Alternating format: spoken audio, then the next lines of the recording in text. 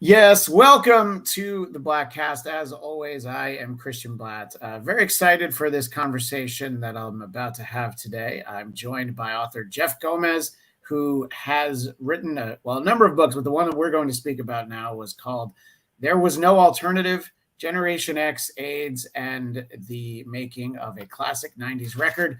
Which, if you're of a certain age, you certainly know the record we're speaking of, "No Alternative." Jeff, thank you for taking the time to chat with me on the show today. Christian, thanks so much for having me.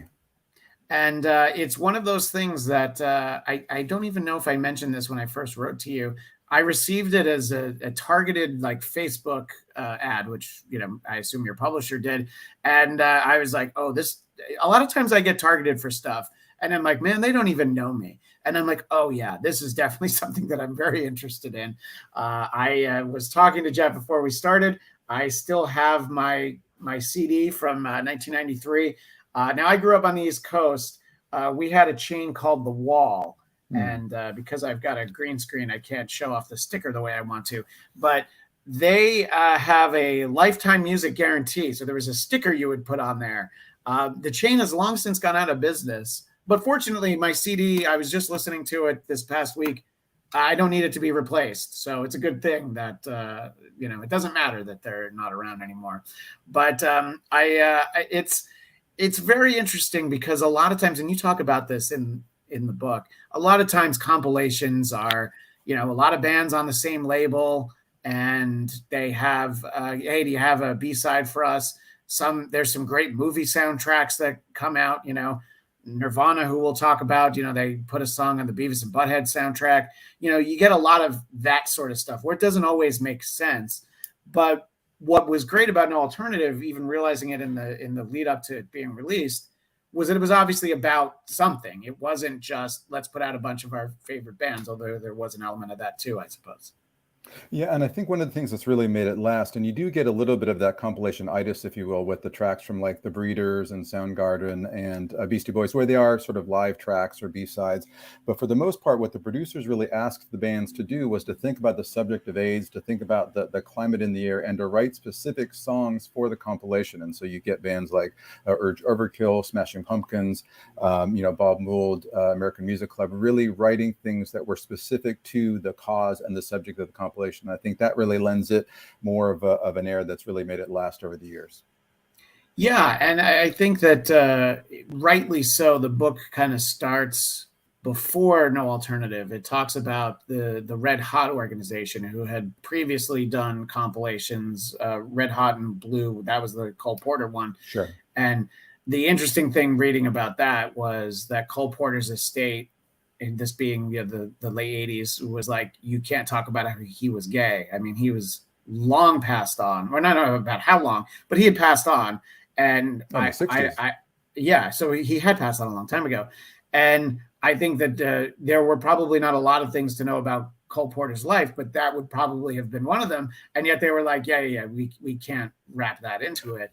But talk a little bit about, we don't need to spend too much time on that, but I think that infrastructure of Red Hot is so important to the relative ease with which, once the two parties connected, this really seemed to pick up steam. Yeah, they were an activist organization with a real cause, which was to raise awareness and funds about AIDS. And we think back to AIDS in the 90s and the 80s, just how cloaked in secrecy it was, how much people really didn't know about it up until the early 90s. And so when they went to bands for that first compilation, people did not want it. Straight artists did not want to be involved because they didn't want to be perceived as gay, even some artists who actually were. So there really was a bit of a stigma, which was Red Hot's whole point, was trying to break through that stigma. And so when Paul Heck, one of the producers who approached the Red Hot organization and said, we should do something around the alternative rock community, indie rock world's, alternative rock world's Generation X, which I was firmly a part of at the time, were pretty oblivious to AIDS. I mean, we sort of knew it was lurking there, but in terms of what it meant for us as a society, as a generation, in terms of also trying to solve the problem of raising funds and awareness for it, we were pretty in the dark. And so this was really one of the first conversations that was had with Generation X about this really serious subject. Yeah, and I mean, it's easy to think back for those of us who lived through this time, but for younger audiences who maybe have since, discovered an album like this, maybe because of the Nirvana track, or maybe, Soundgarden or one of their favorite bands, one of those things, to think about that time. And it was like, there was so little to actually know about AIDS. I mean, I think that, in the late 80s, the most I knew about it was from an episode of 21 Jump Street where they dealt with it. I mean, that was the most exposure that I had to it, was really that, and it was like Johnny Depp's character didn't want to drink milk that a kid who was HIV positive, he hadn't even drank out of it. He had touched the carton. And I was, this is what, 35 years, and I'm thinking about it right now as I'm talking about it. So it had an impact, and it was like, no, it's okay. You know what? Next time you can just drink this milk. Don't be so weird. And I mean, obviously there was demonization to the concept.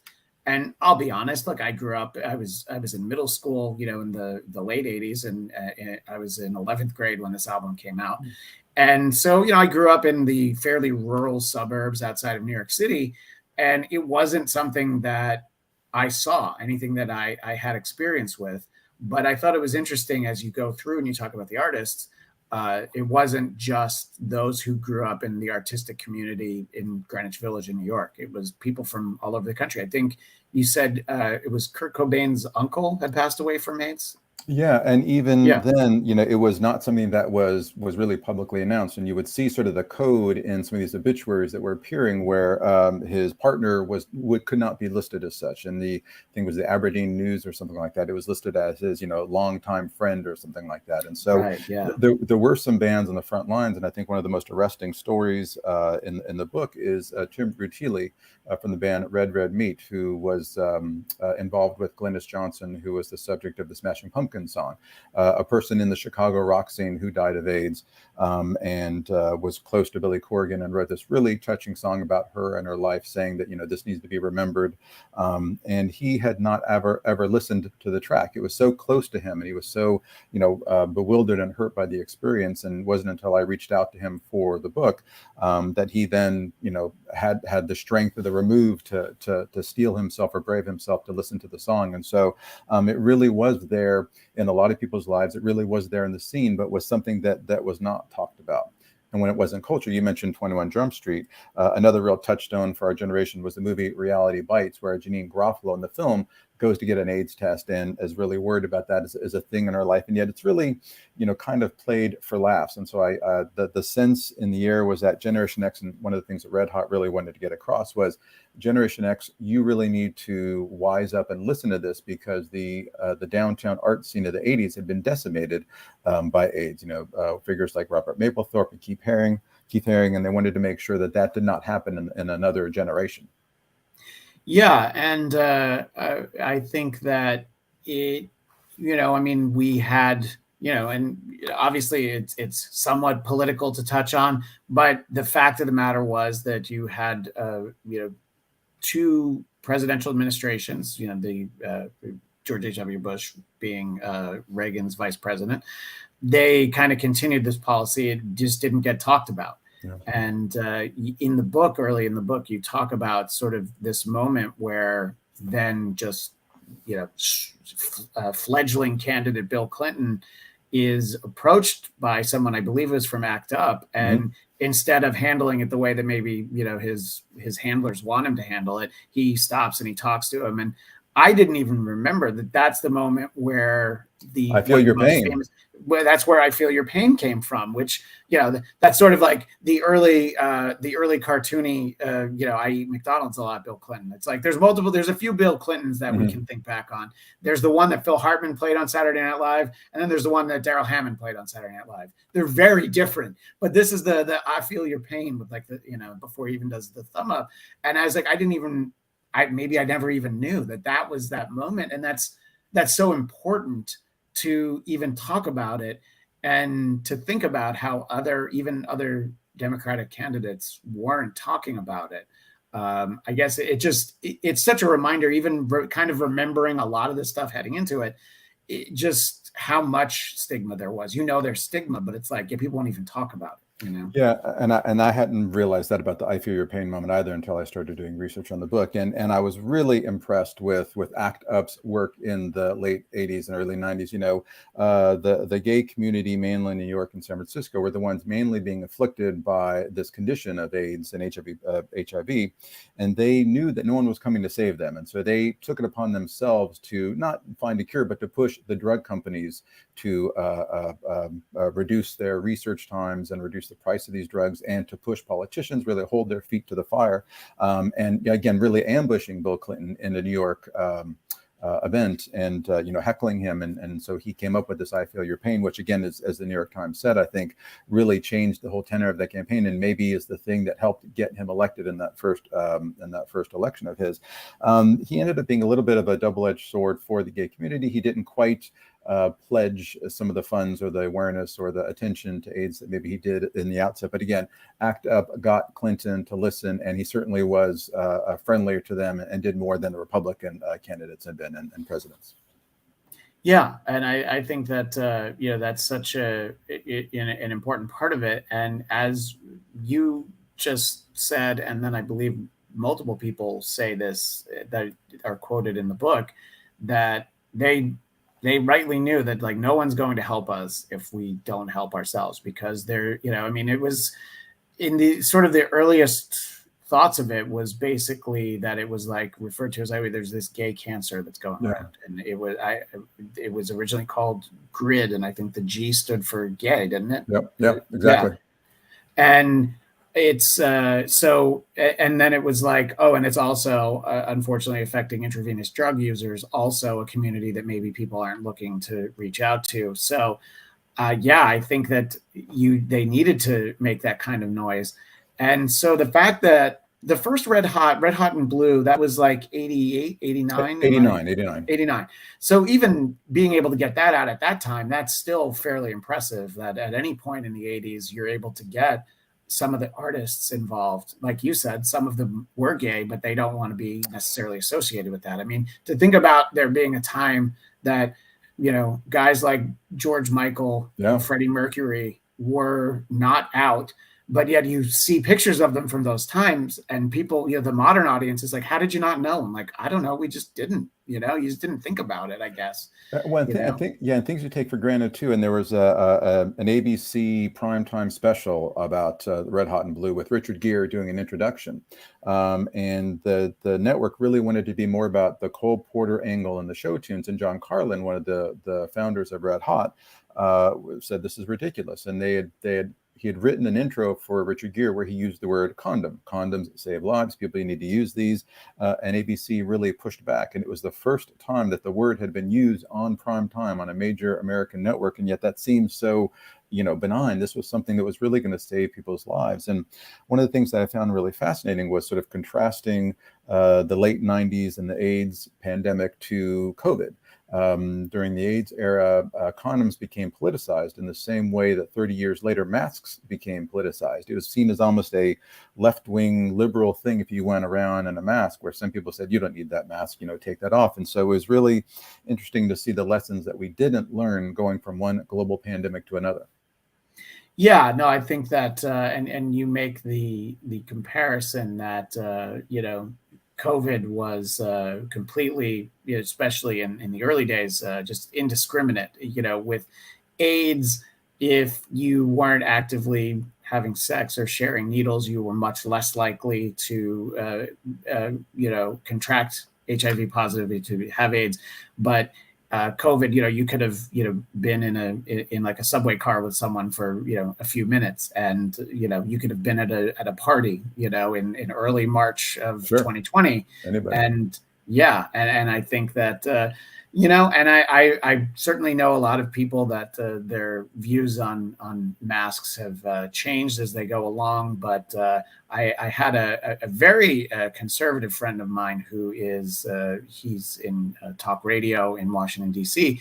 He was talking about, it's like, don't assume what my reasons are for wearing it. He has several children, and he felt like they might be at risk. And it's like, I don't need to explain any of that to anyone.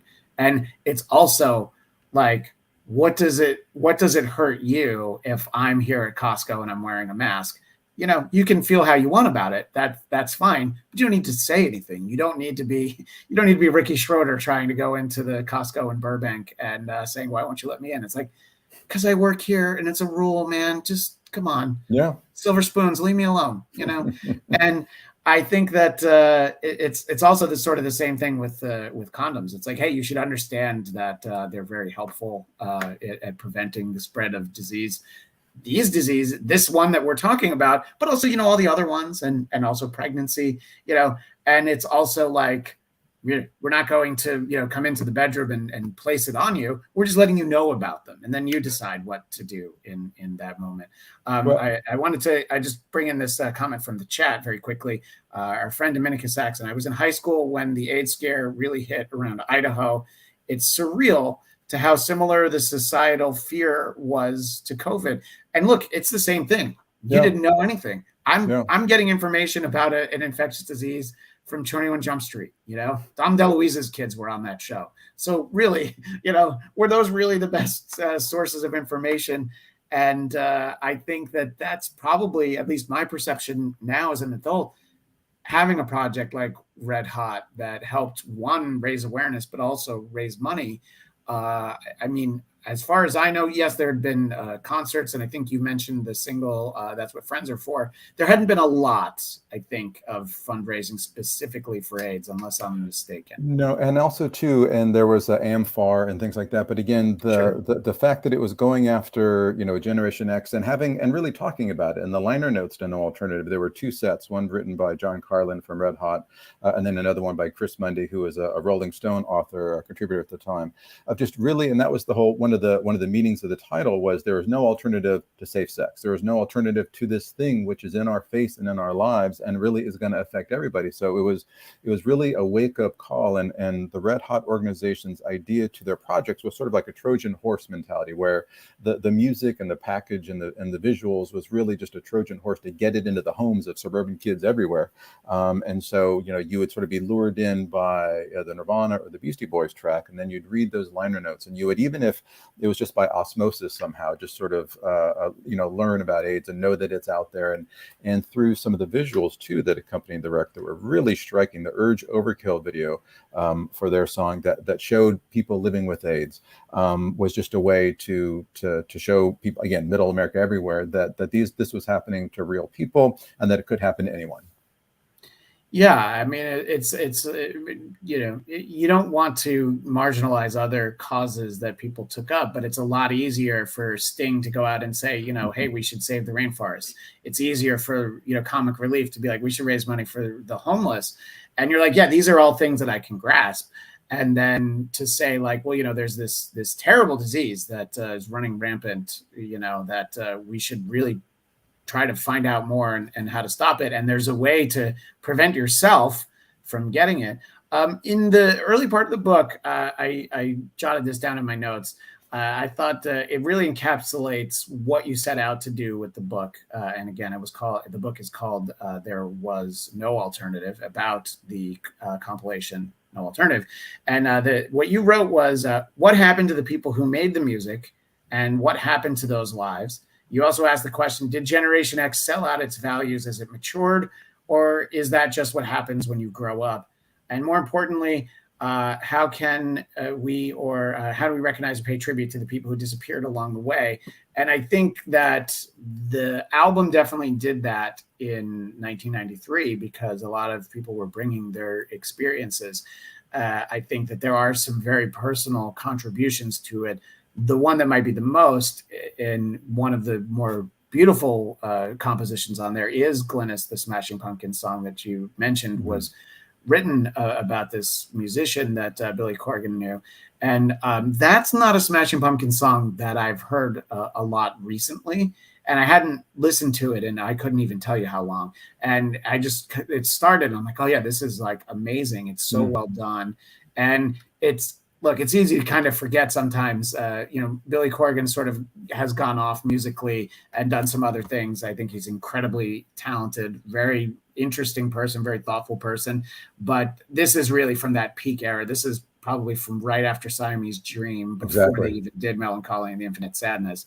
And so it's it's one of those, it's one of the standouts for me. And I hadn't thought about the song in quite some time. Yeah, it is a standout. And I think one of the things that I really spent a little bit of time on in the book, and really in those 30 years, I've seen my own view change, is sort of the view of, and I talk about this in the book in terms of indie rock versus alternative rock, the concept of selling out. And even back at the time, though, Smashing Pumpkins were seen as being pretty, they were strivers. He made no bones about wanting to be the biggest band in the world. And with that third album, Melancholy, they became the biggest band in the world. And yet they're placed on the record right next to Pavement, a shambolic indie rock band who later made fun of Smashing Pumpkins. And when that compilation came out, I was firmly in the Pavement camp. I was just sort of this indie kid living in Los Angeles in a band, and thought, it was okay for Pavement to sort of stick it into Billy Corgan's eye. And looking back, though, Smashing Pumpkins made some really amazing conceptual records that were really advanced, and I think really stand the test of time. Whereas some of that Pavement stuff was a little bit sort of flash in the pan stuff, and yet so just can't speak highly enough of what Corgan's done. It's a little hard though, because some of his personal views and behavior have made it a little hard to be on his side with some of the wrestling and all that kind of stuff. But he was just imperial in the late 80s, early 90s. That's what I was going to mention. It's like, he like started a wrestling league, and look, you make money, you do what you want with it. It's just he's kind of a bizarre person, but there's no denying the talent. If people want to analyze all of the work, that's up to them. But it's interesting. And the more fun aspect of having read this book, besides listening to it, I went off on like a Matthew Sweet tangent, and was just listening to that Girlfriend album, then his follow-up 100% Fun. And I was like, I remember seeing him at I think the Academy in New York in the early 90s. I'm like, oh my God, I loved this guy, and I haven't thought about him in a while. And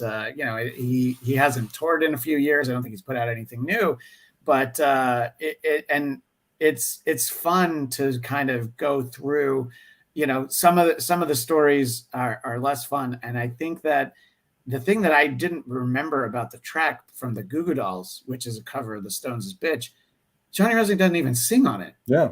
It's such a weird inclusion. It's a very cool version of that song, but it's like, for a band that hadn't made it yet, to like, let's not use our singer and put our best foot forward for like what people can expect from us. Talk about that. It's such a strange inclusion, but it's a great version of Bitch. I'm not saying that. Yeah. It's just not what you expect, But it's also funny because when you look at the lineup now and you go, oh, Goo Goo Dolls, they kind of make sense. They had some big hits, and yet at the time they were the ones who really had not broken through, and were really the sort of the biggest underdogs on the record. And they had a friend who was, they were in the early 20s, who he was maybe in his 40s at the time, a guy named Lance Diamond, who was a sort of local lounge singer in Buffalo, New York, who they would invite on stage to just do a song or two each set.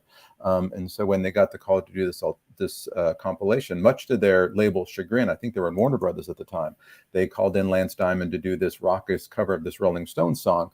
And what's really interesting, and talk to the guys now, super nice guys, by the way. I talked to the core duo. They are really the only band who throughout from 1993 through to 2023 has been together this whole time. They've been touring this whole time. They've been releasing records. I think they've got a new record. They might be on the road right now.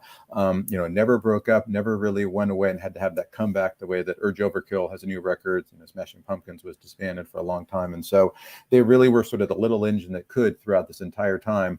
Everyone else was breaking up and going sideways, and not them.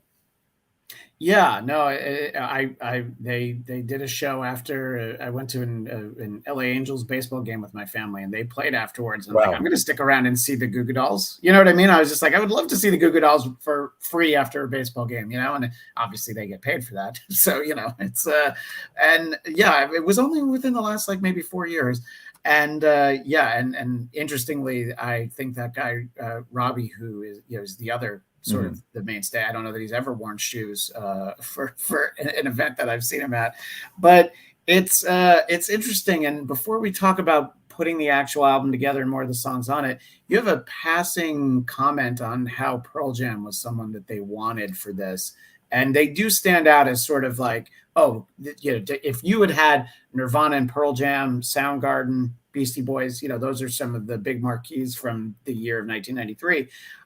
Did you find out much about how is it just as simple as like, yeah, it didn't work out, or was there more to it than that? There really wasn't. I think that, they made Yeah. a short list, both the producers and then the label too, because this came out on Arista Records, and the A&R guy said, "This is great. It's a no-brainer." Clive Davis signed off on this within like the hour of receiving the memo about it, and they wanted them to go after some really big bands at the time. Pearl Jam really being at the top of the list. They reached out. I think by that point already, Eddie Vedder was sort of like receding a little bit and seeing what the fame was doing to Kurt Cobain.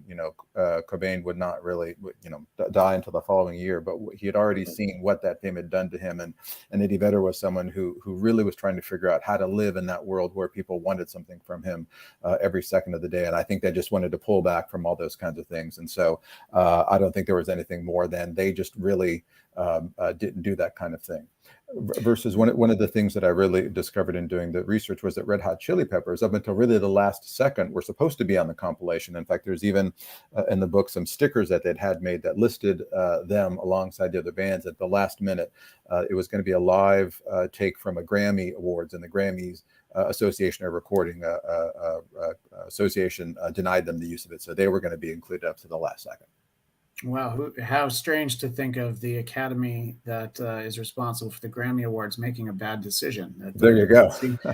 It's only the organization that gave a heavy metal award to Jethro Tull, but amongst other things. Or Steely Dan instead of Metallica that year, wasn't that another one? Oh yeah, no, exactly. There's no shortage of that, but I remembered seeing that in there, and you're talking, in the book.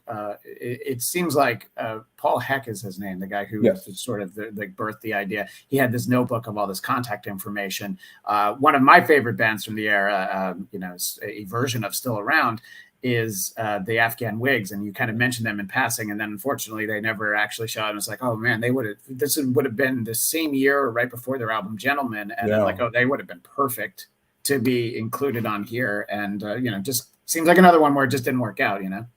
Yeah, exactly. It was really trying to kind of getting the stars to align in terms of, whether the band was on the road, whether they had songs, whether they had time to go into the studio. But again, I would have loved to, especially if the Wigs would have taken up the mantle of writing a song about what it meant to be, a sexually active person in the early 90s. So much of Greg Dulli's songs were about relationships and really brilliant. I mean, again, that Gentleman record is one of my all-time favorites. So I would have loved to have seen what he would have come up with on that theme.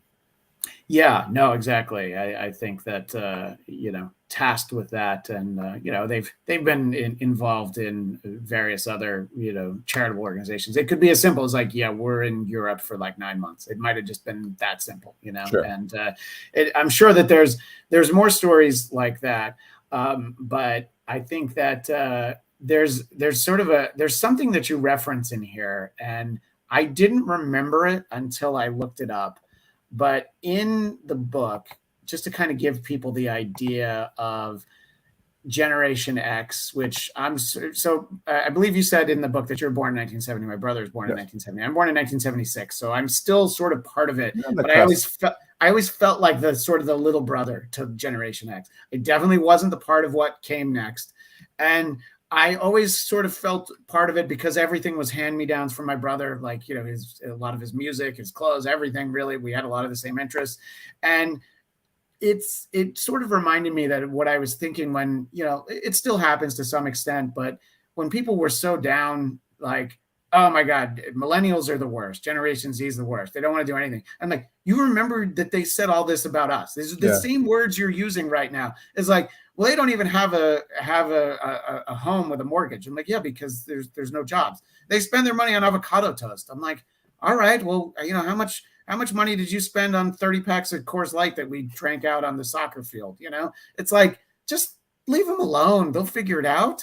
And some of them, founded multi-billion-dollar companies like Facebook. So some of them figured it out. Yeah. But you talk about sort of this idea of trying to sell to Generation X. And when I looked at, I put down the book and I went to go find it. You talk about this Subaru commercial that was talking about being punk rock. Oh And yeah. because it's like not an official YouTube, I feel like I can play it without getting a strike. It's a 30-second commercial. I remember seeing it once I played it, but it's trying so hard to be cool. It's the way it's edited, the way it's written. So let's watch this Yeah. Subaru commercial. Subaru Impreza and explain it. Oh, I muted it by mistake, so I've already made a mistake here. We'll start over. About my new Subaru Impreza and explain its relevance to you and me and the car business. Okay. This car is like punk rock. And just trust me, this is relevant. You remember when rock and roll was really boring and corporate? Well, punk challenged all this and said, hey, excuse me, but here's what's cool about music, remember? Now, Subaru, with this Impreza, is challenging some car thinking here. This car is all about reminding you and me what's great about a car and moving forward and making cars better and less disappointing. Just like punk, except it's cars. I thought of another analogy. Yeah, and then there's I just thought of another thing, but I'm not actually going to finish it. And it's like the way it's edited, there's all that. It's I don't know. Is there a better word for that than pandering? I mean, I think that about sums it up. And I don't think it worked either, was even the thing. But the guy, the sort of the slacker, we haven't used the S word yet in terms of slacker and that's kind true. of the long hair, looking very much an Ethan Hawke sort of, a wannabe. And I feel for that poor guy. I know he went on to have a career. I think he was in Saving Private Ryan and some other big movies. And yet, it just goes to show that we were castigated for having what were known as McJobs, coined by Nicholas Copeland in his novel Generation X, working at Starbucks or Blockbuster Video or record stores. And yet, once advertisers and big companies realized that those minimum wage jobs were still going to leave us enough money at the end of the day to buy cars and things, we were very much marketed to in terms of, cars. And then in the book I read about OK Soda, which was, Coca-Cola trying to market a drink directly to Generation X, and that didn't work either. Well, let me interrupt, because you mentioned that you grew up in California and you had never had OK Cola. For some reason, where I grew up in the rural suburbs of New Jersey, or in New York on the border of New Jersey, we had Jolt Cola before people, and I remember trying OK Cola, and I had to think about it. And I was like, the best way to describe it is that it tasted like gray, like what you would think the color gray would taste like. It was also kind of like a very bland color. And I remember I'm like, okay, they have the cartoons, and they had an 800 number you could call with just like a recording, and it was, it's like now it would be, go to our Instagram page and there'll be like little videos. And it was like, okay, I kind of get what they're trying to do. But one, the product wasn't that good. It's like when McDonald's did the Arch Deluxe. They're like, we're going to make a sandwich that kids aren't going to like. It's going to be for grown-ups. It's like, yeah, but grown-ups didn't like it either. It's like grown-ups are still going to probably eat a Happy Meal because maybe they want the toy. But it's such an interesting thing. And I hadn't thought about OK Cola in forever. So that was a fun memory. And I was like, yeah, they just didn't know how to sell to that generation, which I guess is the same thing that happened with millennials. It's like, how do we get their money? Yeah, or I think it's even more cynical than that. Again, the name OK was meant to be, I think in the book I write, today would be called Meh Cola, because it was just like, right, exactly. It's not, is it great? It's okay. It was really much it was the shoulder shrug of sodas. And like you said, it was like gray, and the cans were gray, and the graphics were kind of depressing and looked like. Have you ever heard radio stations that use the Jack format? Jack FM here in Los Angeles. It's basically, I didn't think of it as I was reading the book. It's literally what you just said. It's basically that. It's like, we're not a very good radio station, but maybe you'll listen to us anyway. It failed in New York after 6 months. It's been on, I've lived in LA for 20 years. It started basically when I moved here. It's still here. It works in LA. It's like a recorded voice. It's very like, man, it's like, yeah, we play what we want, and it's like, yeah, we're not the best radio station. Why are you listening to us? And it can work. But that's a free radio station that people listen to in the car. It's not a soda. That, by the way, it was just okay. It was just okay. Well, then they're living up to that very low standard that they put for themselves. But I was really glad too that we saw that as for what it was, and yet that branded us as cynical. Again, we really couldn't win to where if we would have bought into that and everyone was driving around in a Subaru Impreza and drinking OK Cola, we would have been seen as gullible or sheep. And yet when we then recognized these things for what they were, we were then instantly branded as, cynical and slackers and irony and all these kinds of things. And yet how else could you react to something that, again, was so obviously pandering? Yeah, and I think that the people that you really profile in the book, Paul Heck, you mentioned Chris Mundy, and John Carlin. I think it Mhm. might be a little bit older than them because he was a few years ahead of them Sure. in terms of doing Red Hot. There's some other people that we'll talk about as we go along. I think that they were definitely people that aren't going to buy the Subaru Impreza. They're not going to drink Coca-Cola, but they are going to spend the money they have, going to see, Buffalo Tom at CBGB's or, whatever, I mean, and I think that it comes down to, there's one artist that I forget. There's somebody who was on Arista and you feel like they might have been like, yeah, okay, we'll put them on. Maybe Sarah McLachlan.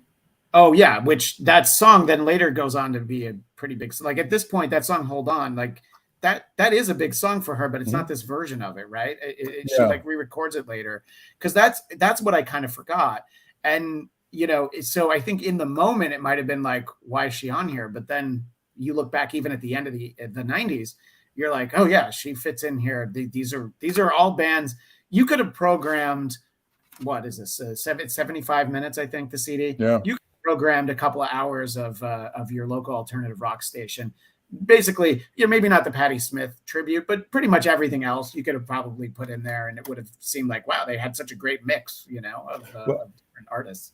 yeah, and the Sarah McLachlan thing is sort of the one when I went back to it seemed to stick out. But then when I listened to it again, you had folks like Tori Amos, who was really considered an alternative rock artist, and it's very similar to what Sarah McLachlan was doing. And again, I think I compared it to Cocteau Twins with that sort of very ethereal voice and sort of haunting background. And so the song really does fit in well with this counterparts, even though that was one of the ones where the A&R guy was also Sarah McLachlan's A&R person and sort of said, hey, look, I was trying to break her and just was trying to, she had not really broken in at that point. And it was the record that was then on, I think it was called Fumbling Towards Ecstasy, which was her third record, which really then the floodgates opened. And then she ended up being arguably more popular than any of the artists on alternative, with the exception of maybe Nirvana. Yeah, no, I think you're absolutely right. It's sort of like a end of the 90s is a different landscape, because Oh at yeah. this point you don't have artists like Jewel or Sheryl Crow, they're still a few years off. But then Sarah McLachlan's able to spearhead Lilith Fair, which obviously was very successful for a while there. So let's talk about sort of putting the album together. So this guy, Chris Mundy, eventually, and I think there's some interesting, not even stops and starts. It seems like the wheels start turning long before he actually puts it in motion, which I think was interesting to read about.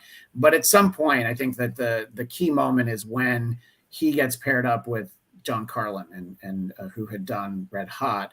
And I think that's really what really, at least at that point, it seemed like, okay, this is a record that's really going to happen, at that moment. Yeah, I think what was really interesting too is I dug into the story, not knowing a lot of this. Again, I was someone who really just had the record and liked it and wanted to, as I started to write the book, dig in and make contact with the producers and get their personal stories. Was one of the things that I really wanted to fight against in terms of the sort of what Generation X was seen as was, again, slackers, drenched in irony, just sort of sitting around coffee shops, that sort of Ethan Hawke character from Reality Bites. And yet it was really Paul Heck who had the idea to raise awareness for AIDS and doing it through alternative music. That's not something you do if you're a slacker. He also, I said, well, why didn't you just sort of start your own record label or put this out yourself and become the next Sub Pop? Sub Pop's first record was a compilation. And he said, I wanted to do something. I saw this happening around me. He was not someone who was personally affected by AIDS. He was a straight man in New York, and so hadn't really even had a relative or a friend who had passed or been afflicted. He just knew that there was something happening that was wrong. He was not seeing action from the local or federal governments and wanted to do something to help. It's a guy who's 25 years old, enlists his friend Chris Mundy, who's the same age, Jessica Kowal, again, 3 Brown classmates. And I was just so impressed that, when I was 25, I was in the music scene, but really did not have that sort of activist bent, not terribly political either. And so I was really impressed that these 3 friends wanted to change the world, wanted to raise awareness for this cause rather than just, start a label or do something for themselves. Yeah, and I think that it's you need people like the three of them. You need the John Carlins, or these things don't happen, you know. Mhm. And as we go along, we'll kind of talk about sort of the impact this was able to have. But obviously, without the people who really push it along, and I think that the key to why No Alternative, the record, the album, it wasn't a record until Record Store Day, which I didn't realize until you put it in there. This was the at that time where vinyl didn't come out. Yeah. And you talk about, somebody in there talks about, there was a quote that I took down, and I don't have it in front of me, but somebody makes the point about, like, well, do you want to sit and listen to something from beginning to end and enjoy it, or do you want to get up every 20 minutes and flip it over? And they didn't say this, but have to clean the needle. I have two small children in my house, so the idea of like exploring vinyl was just out of the question for me. It's like, what sounds good with one earbud in my ear while I'm doing the dishes? So I still am a big proponent of CDs because of the fact that it's digital. I can put it, into my iPhone. I can put it in my music device. I still have a car with a CD player. I have an older car with a 5 CD changer and a cassette deck in it. So it's like I get to listen to everything. Well, I will tell you, here's my wall of CDs right over there. So I'm a big, look at that. I'm a big fan of the format too. And what's interesting too is in '93 with the hidden track that Nirvana's song was, that was not even kind of a thing yet, and people really take that for granted now, of like, oh, it's a hidden track, that everyone was really doing that, and yet that was something that the Beatles sort of initially kicked off, and yet in the '90s that became the thing to do, and Nirvana had one on their Nevermind record, and so did it again here, and yet that was something. Then throughout the rest of that decade, everyone had to have a hidden track, but by the time that No Alternative came out in '93, that still wasn't quite a thing. Yeah, no, and it was interesting, as it was still the dominant format into the early 2000s. When bands stopped putting hidden tracks on, I was like, oh, come on, I love the hidden track. And they would do things like, there would be 15 tracks on the album, and then the bonus track would be like track 99. So you'd have to like sit and really listen for a while. And I always appreciate it. Now, a lot of times I would make a cassette of my CD so I could listen to it in the car I had at the time. So you sort of just put it all together. But so this being a CD, though, I didn't think about this, is that there was a limit. There's only so much time, and I mean, in the late 80s, the example that I know off the top of my head is that Def Leppard's Hysteria is one of the first albums that was made with the idea of like, this is a CD, this is how much time we have, this is how many songs we're going to do. And they didn't approach it as a side one and a side two, even though it came out on vinyl and cassette. They just thought of it as like, okay, we're going to put whatever it was, that might be 67 minutes. And, I think that really a lot of bands probably still thought of, you talk about cassettes in there because they were so cheap, and there's something that I like about the cassette from a nostalgia standpoint. The sound quality is not part of it, but I still like cassettes. One of the bands I want to talk about soon is Soul Asylum, who I've always been a big fan of since Grave Dancers Union came out, and their most recent album, they did actually release it on cassette. And I reached out to their publicist. I was like, I'd really like one of those cassettes. And so she sent me 2 of them, actually. So there's something about it, but the CD was definitely more practical, but there's a limitation to the amount. So they couldn't put all the tracks on here. That's sort of the happy accident, that, well, not happy accident, but the good problem to have is we have too many songs for the CD, right? Yeah, exactly. I think there was a certain point where they were at the very beginning being like, can we pull this off? Is this going to be an EP? And yet really, once they had a few key artists signed up, then they started to get more and more tracks to where they were sort of spoiled for choice. Although the one error that Paul Heck admits that he made in the sequencing of the issuing of the record was Sonic Youth was on the cassette and not the CD. And I gathered that the band wasn't terribly happy with that and reached out. And so in that '94 repress, Barbara Manning had a song on the first version was removed in favor of the Sonic Youth track. So that's on the '94 CD repress. But yeah, they had too many tracks, and so some things had to be relegated to the cassette. What's right. nice and honestly, when your contribution is just a live version of a song that already existed, I mean, it's good of the Beastie Boys to have provided them with something, but it's kind of I don't know. I would say it's the least inspired thing on the CD, and I'm a decent enough fan of the Beastie Boys that I enjoy them. Especially like Ill Communication, Check Your Head. Mhm. When I was a kid, I sure had License to Ill, but I think as an adult, I appreciate some of their later stuff. But it definitely feels like an afterthought where most of this stuff doesn't. But I think that I can understand the decision. But I feel like Sonic Youth was somebody that signed on early, unless I'm mistaken. So to put them on the cassette was it was a little bit of an insult, I'm sure. Yeah, Thurston and Moore seems like somebody that's going to let you know how he feels about something. he did, Yeah. and to Paul Heck's credit, he realized that early and made the changes as soon as he could. And one of the things that's been really amazing was just how big their influence was in the 90s. Sonic Youth, I mean, they were the ones who brought Nirvana to Geffen and really were tastemakers, being into so many of these bands early and setting the scene and being an influence to a lot of bands. And so, again, really amiss to not have them be a part of it, because they were really instrumental to that whole scene and what that scene later became.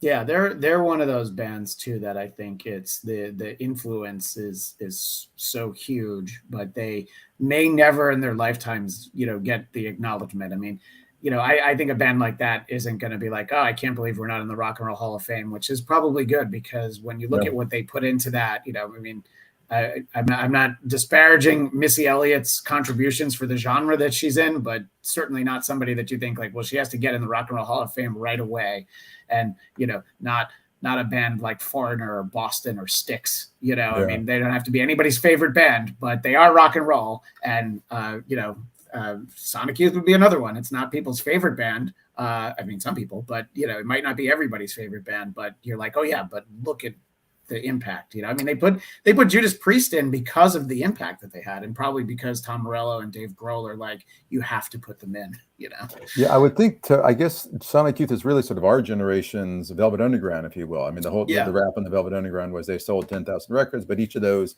10,000 people went out and formed a band. I mean, you go through so many, and I've just already written my next book and doing a lot of interviews of how did you get into the scene and the sound. Sonic Youth it really came out over and over again. So they were just really such an important part of the culture.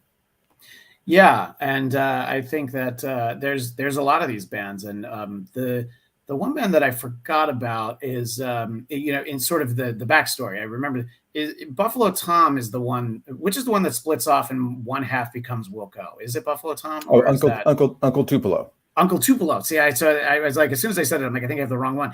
So yeah, Uncle Tupelo being a band that certainly didn't really catch on. It was you would have seen a video of theirs on 120 Minutes or whatever. You would remember them before this, and then it's like so the one guy splits off to do Wilco, the other guy does Sunvolt, which I know because of a lot of the bands that I like, but.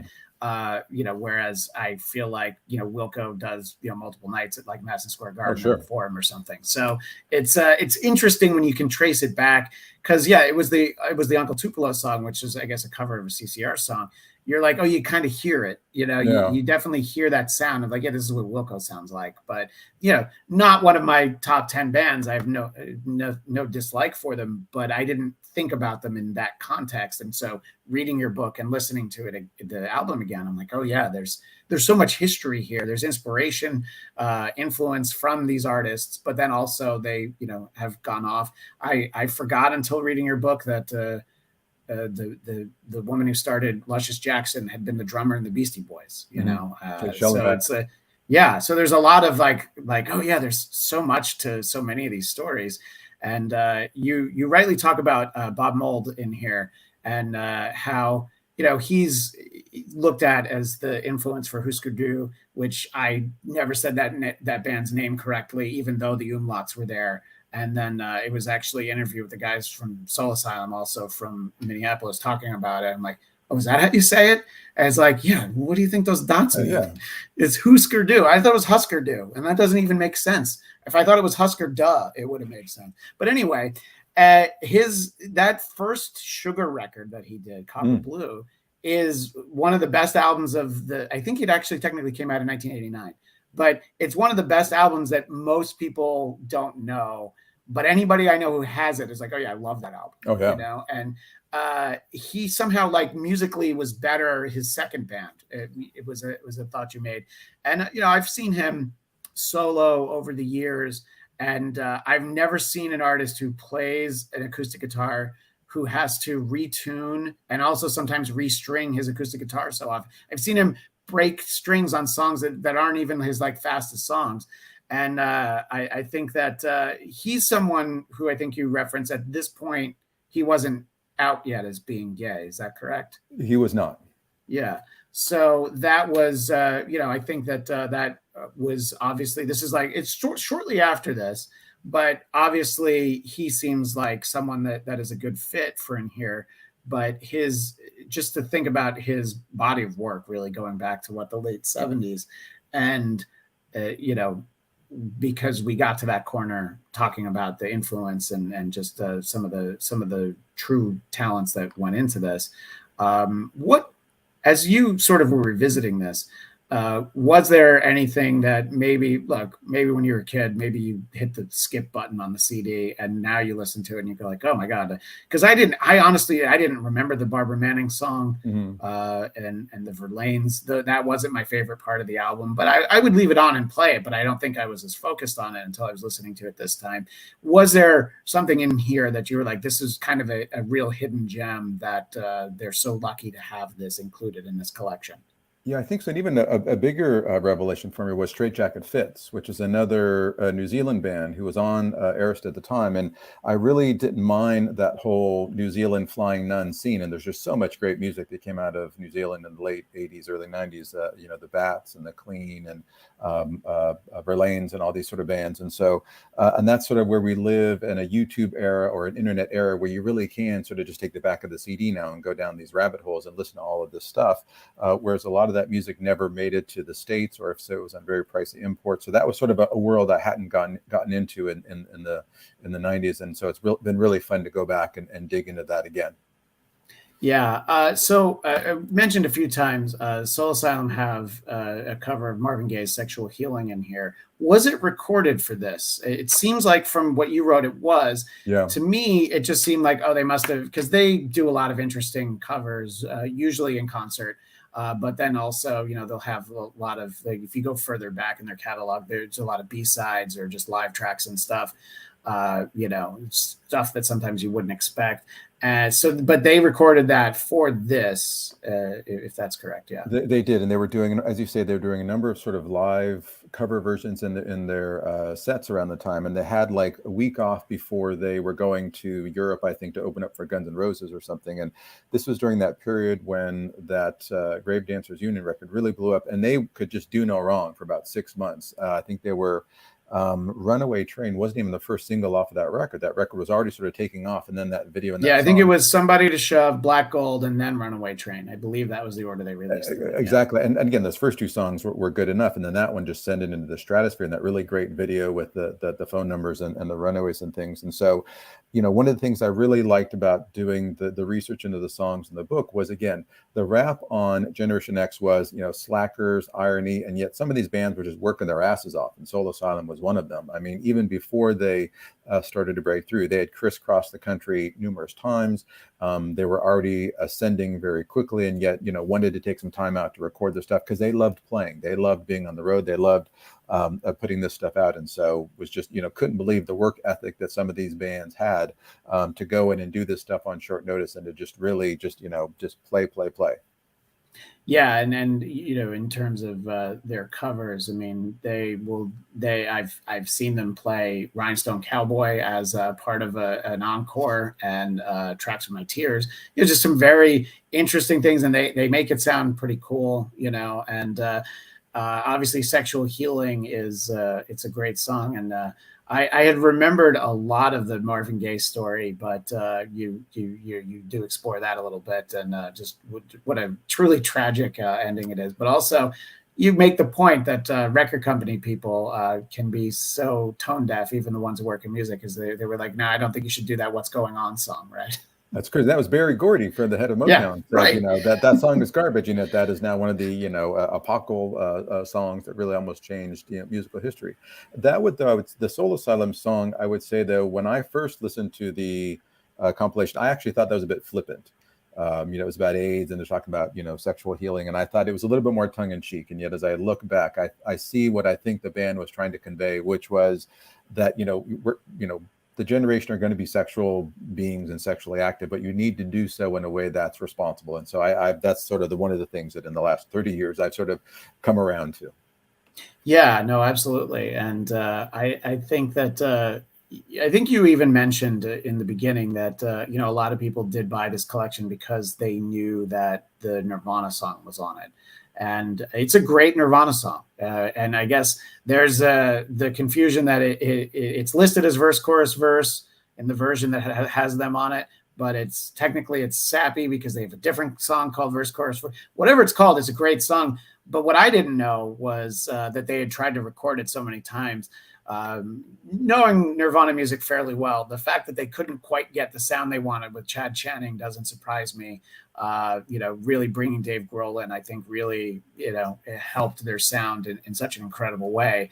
But talk a little bit about that song, which again is the most famous song on this collection, despite the fact that if you have the version that I do, it's not listed on there, So. Yeah, it was sort of the world's worst secret in terms of, that the record company, the stipulation that the record company gave to the Red Hot organization to include that song was that it could not be listed on the packagings and that it couldn't be sent to radio stations as a single to play, because they were really concerned with pushing the new record, which came out just about the same time. Heart-Shaped Box as a single came out in September, and No Alternative came out in October. So they didn't want anything to compete with the new Nirvana material. And this was a song that the band had tried to get right. I think they had recorded it with every incarnation of the band, with Jack Endino, Steve Albini. And what I really like about that is it sort of goes against, again, the grain of Cobain as being just sort of, spaced out, drug addict, let's say, kind of strung out, not really caring about the work and stuff. This was something he was a perfectionist. He wanted to get this song right. They never got it to where he was fully satisfied with it. And so it never made it onto a record, but they did give it to No Alternative. One of the things that I was most surprised when I was doing research into the book was that the song that the label initially wanted to include for an alternative was a Dave Grohl song, which he later covered with Foo Fighters live. And the Red Hot folks were none too pleased to get a Nirvana song that had Dave Grohl singing. Now, these days, you would love for Dave Grohl to sing because he's a star with Foo Fighters and has won, I think, 10 Grammys and sold, millions and millions of records. But back in the day, that was seen as something that wasn't terribly attractive. Yeah, it reminds me of when I was a talent booker for a radio show, a studio. I was trying to get there's some terrible movie called The Rocker that Rainn Wilson was in, and I was trying to get him on the radio show, and they offered me Emma Stone, and I was like, no one wants to hear from her, so I guess we just won't do it. And within a year, I was like, oh, okay, I guess I'm an idiot. Exactly. So sometimes you get those moments, but that Marigold song is great, but I can understand not wanting, it's one thing for the Goo Goo Dolls to give you a song that isn't sung by their singer, but it's like you're getting the biggest band and you don't want that reaction of like, what, they didn't even give us a song that Kurt sang. Yeah. And, maybe if Dave had sung, if he'd had a track on Nevermind, which obviously he wouldn't have because he was new to the band at the time, maybe, but I think that this is a much better choice because you mentioned that it's listed on some lists of like top Nirvana songs and like the top 15 or top 20 Nirvana songs. And it's hard to argue with, because it is a great song. Before we wrap up entirely, I want to talk about the look of No Alternative. And I think it's important to talk about what I don't think I realized. So her name's Claudia Brandenburg, right? Mm-hmm. Who did the design of the cover. And so talk a little bit about what the image is for our visual audience. You see it's the cover of your book. It's the cover of the CD version. Talk a little bit about how that came about. And there are some variations on this image for the different releases. So talk a little bit about how that happened. You bet. And the designer's name is Claudia Brandenburg, and that's her on the cover. And so she worked at a design company called Bureau, which itself was an offshoot of an art collective called Grand Fury, which was responsible for a lot of the ACT UP imagery in the late 80s. And so when John Carlin wanted to do an alternative rock record to raise awareness of AIDS, he knew just who to go to, and that was this company called Bureau. They had mocked up some early designs of the covers using stock art of children with sort of these bullseyes on their faces or alongside their images. And Bureau liked to use themselves and their friends in some of their work. And so in order to sort of involve their friends and themselves and to save some money, they said, well, let's send a way to our parents to get our old school photos. We can actually make them as part of the artwork. And so Claudia, being the lead designer on the piece, actually put herself, and there were two covers of the original CD, the boy cover and the girl cover, and the boy cover is her brother, and they were both school photos from when they were in grade school. And so she sort of, put herself on there. One of the things I think that's really made the record last is that it doesn't look very 90s. There was a very 90s aesthetic with like Ray Gun magazine and sort of Xeroxing and whiteout and having it look very DIY, and yet they really did not sort of do that, and so it makes the record really timeless.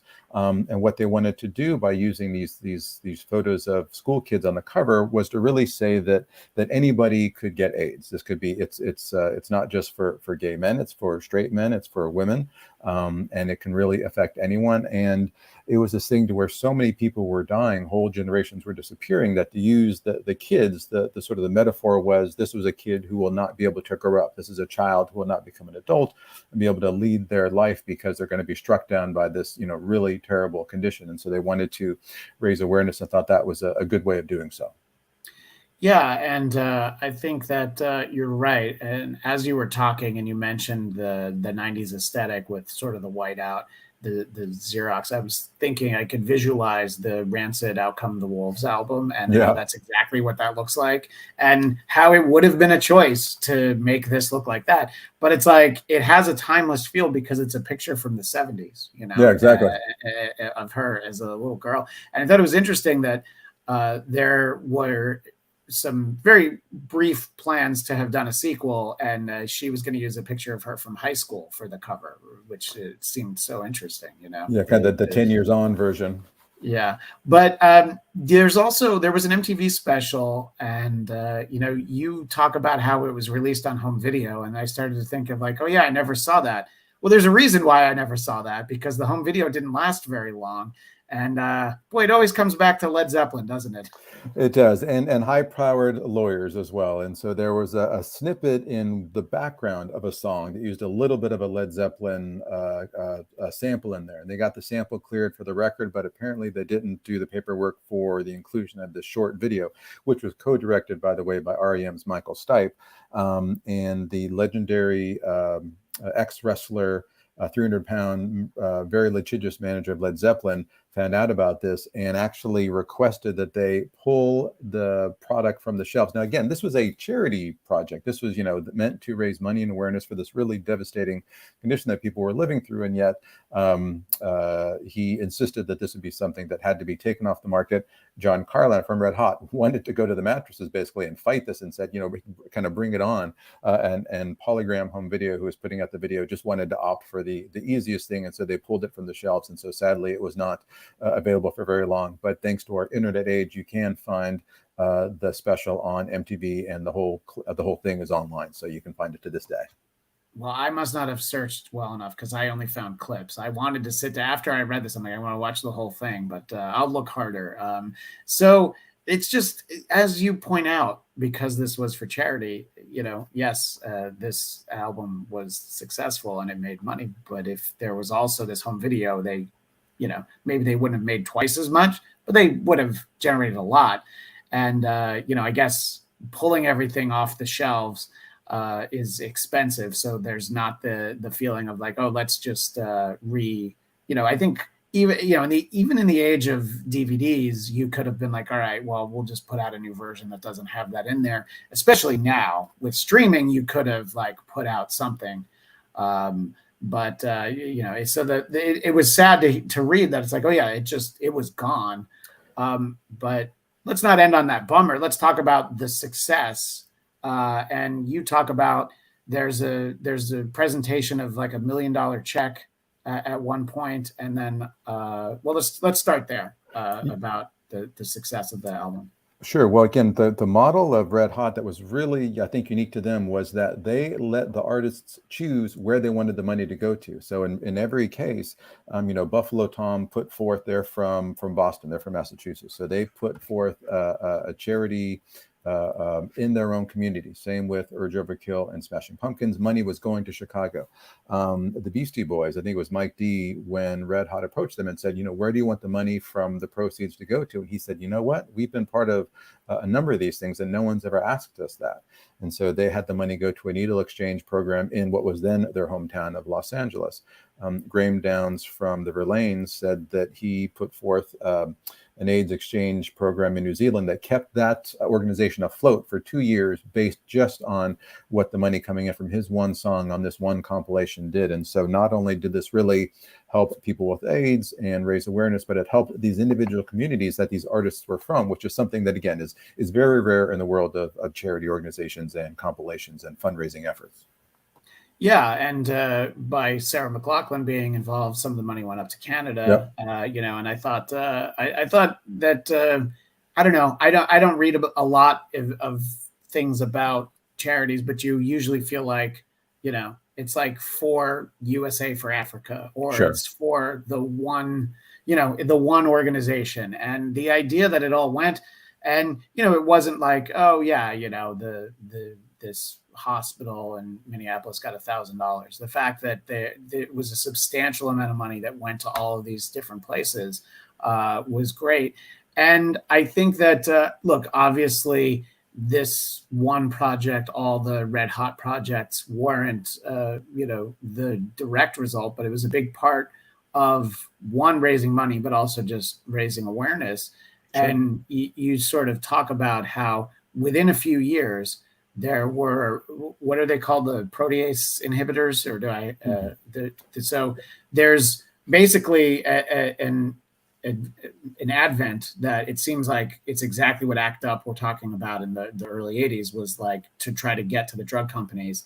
You can figure this out, so that AIDS certainly didn't go away, but it wasn't the automatic death sentence. I mean, talk a little bit about how whether it's fundraising that led to more research, whatever it was, within a few years, by the mid 90s, there was at least a chance that you could live for a considerable amount of time.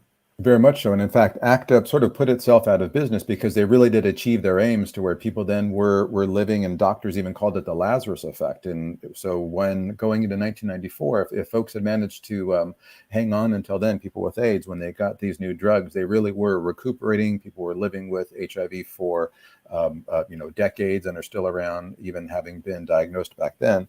But Red Hot really stuck with it. In fact, John Carlin always says that Red Hot is the one company that wants to go out of business.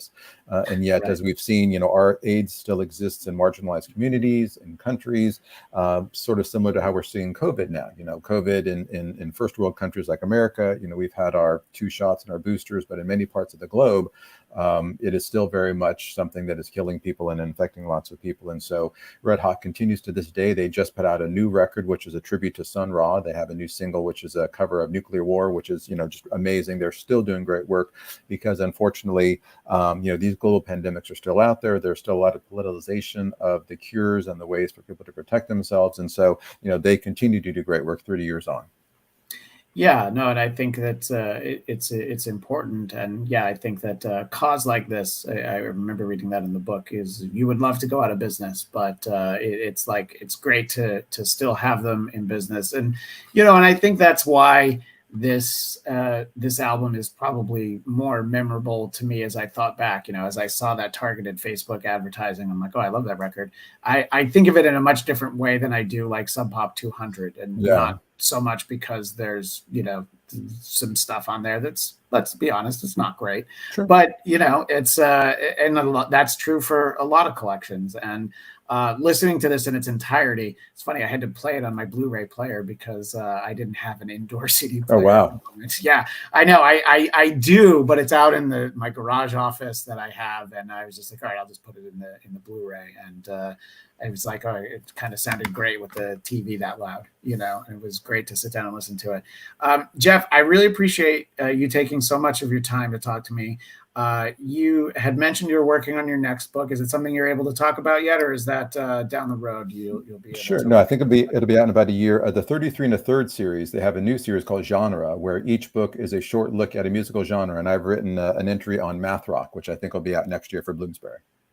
And I saw that one of your previous books, I believe it's called Vicious. It's about this time where Lou Reed quit the music industry, and you kind of reference it in this book. And I remember thinking, I'm like, I mean, I'm not a huge Lou Reed fan. I think that he's very talented. I legitimately, I kind of like that album that he did with Metallica that everyone hates, but I was like, oh, it's really interesting.